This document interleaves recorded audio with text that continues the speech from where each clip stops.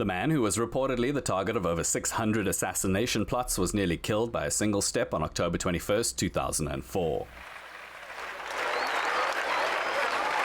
At 78 years old, and after 45 years as the leader of Cuba, Fidel Castro's tumble at a graduation ceremony came at a time of increased US sanctions and scrutiny of his health, which had been in obvious decline for years, and this had sparked hopes in the US government and among Cuban exiles that his regime too would soon tumble. It did not.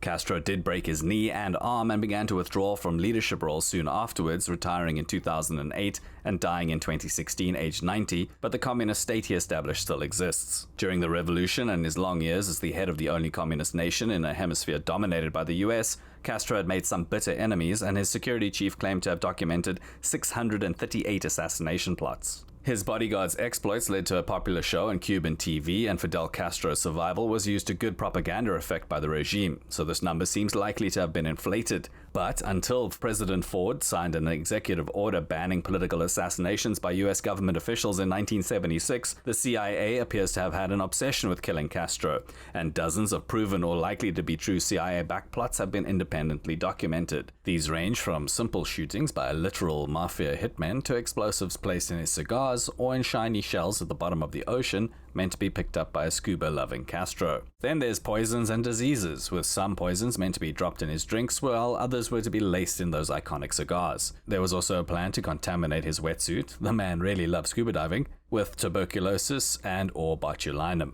Along with the plans to kill him, there were also attempts to discredit him, a character assassination, if you will. One plan would have seen his famous manly beard fall out with thallium powder poured into his boots, and another would have seen a hallucinogenic gas sprayed into the studio while he gave a live televised address, causing him to trip out.